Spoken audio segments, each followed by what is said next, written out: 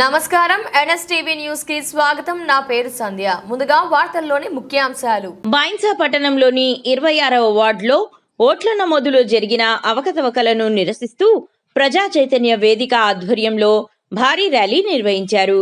శ్రీ వెంకటేశ్వర స్వామి ఆలయం నుంచి sub collector కార్యాలయం వరకు సాగిన ఈ ప్రదర్శనలో బాధ్యులపై చర్యలు తీసుకోవాలని డిమాండ్ చేశారు. ఒక కుటుంబానికి చెందిన ఓట్లు మరో వర్గం జాబితాలో ఉండటంపై ఆగ్రహం వ్యక్తం చేశారు. తక్షణమే తప్పులను సరిచేయాలని కోరుతూ అధికారులకు వినతి పత్రం సమర్పించారు.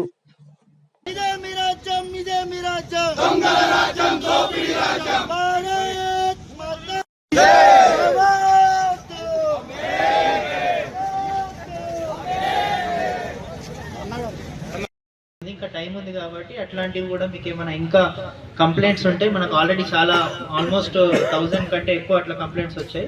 సో అవి రిజాల్వ్ చేస్తున్నాము. ఇంకా మీకు కంప్లైంట్స్ ఉంటే అక్కడ కూడా ఇవ్వండి. రెండోది ఏంటంటే మీరు కొంతమంది ఓటర్ లిస్ట్లో ఉండకూడదు, వీళ్ళు అసలు నిజంగా లేరు అని చెప్పేసి మీరు రిక్వెస్ట్ పెడుతున్నారు. సో అది ఇప్పటి వరకు ఏంటంటే ఆల్రెడీ మనకి మున్సిపల్ ఆఫీస్లో కూడా అదే విధంగా డిస్ట్రిక్ట్ లెవెల్లో కూడా కలెక్టర్ మేడం ఆధ్వర్యంలో మీటింగ్స్ జరిగాయి. పొలిటికల్ పార్టీ రిప్రజెంటేటివ్స్ కూడా వచ్చారు. సో దానికి ప్రాసెస్ ఏంటంటే ఆ పర్సన్ ఒకవేళ ఎగ్జిస్ట్ లేరు అని అంటే, లేదా ఆ పర్సన్ అర్బన్లో లేరు, ఎక్కడో వేరే దగ్గర మున్సిపల్లో ఉన్నటువంటి బోగసులు తొలగించాలని చెప్పి ప్రజా చైతన్య వేదిక సంబంధించినటువంటి ఆధ్వర్యంలో బైన్సా మున్సిపల్ కేంద్రంలో ఉన్నటువంటి ఓటర్స్ అందరూ, అదేవిధంగా ప్రజాస్వామ్యవాదులందరూ కూడా ఈ బైన్సా సబ్ కలెక్టర్ ఆఫీసర్కి రావడం జరిగింది. దీని ముఖ్య ఉద్దేశం ఏంటంటే బైన్సా మున్సిపల్లో ఏదైతే డ్రాఫ్ట్ సంబంధించినటువంటి కమిటీ ద్వారా ఏదైతే ఓటర్ లిస్ట్ అని విడుదల చేయడం జరిగింది, ఆ విడుదల చేసినటువంటి ఓటర్ లిస్టులో పూర్తి స్థాయిలో ఒక కుటుంబంలో ఒక హౌస్ నెంబర్లో ఉన్నటువంటి వాళ్ళందరిపైన కూడా ఒకే కుటుంబం పైన మిగతా సంబంధించినటువంటి వేరే వాళ్ళ ఓటర్ అనేటువంటి అక్కడ నమోదు చేయడం జరిగింది.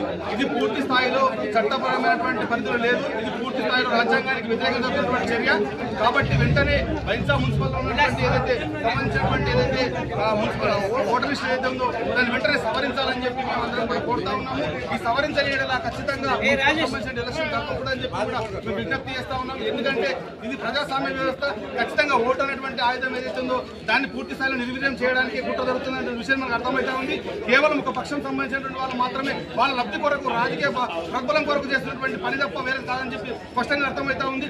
గత 20 సంవత్సరాలుగా ఉన్నటువంటి ఓటర్ లిస్ట్ ఉన్నటువంటి వాళ్ళందరి పేర్లు కూడా యాజిటీగా ఉండడం ఎట్లా ఉందో, ఎమ్మెల్యే ఎలక్షన్స్ కావచ్చు, ఎంపీ ఎలక్షన్స్ కావచ్చు, ఇవన్నీ జనరల్ ఎలక్షన్స్ మాత్రం పూర్తి స్థాయి ఎక్కడ ఓట్లు అక్కడ వేస్తున్నాం. కానీ ఒక వార్డుకు వచ్చేసరికి మాత్రం ఈ వార్డు నుంచి ఉన్నటువంటి వాళ్ళు ఆ వార్డు వెళ్ళడం, ఆ వార్డు నుంచి వాళ్ళు ఓటర్లు ఈ వాళ్ళకి వెళ్ళడం అనేటువంటి చాలా దుర్మార్గమైన విషయం. ఇలాంటి ప్రభుత్వం చేస్తున్నటువంటి ఏదైతే చర్య ఉందో దానికి ప్రజాప్రతినిధులు ఎవరైతే అధికారులు ఎవరైతే వాళ్ళకి ఒత్తిడి పడుతున్నారో వాళ్ళందరికీ కూడా సస్పెండ్ చేసి, అదేవిధంగా భవిష్యత్తులో రాజకీయంగా కూడా పోటీ చేయకుండా ఉండాలని చర్యలు తీసుకోవాలని చెప్పి మేము డిమాండ్ చేస్తూ ఉన్నాం.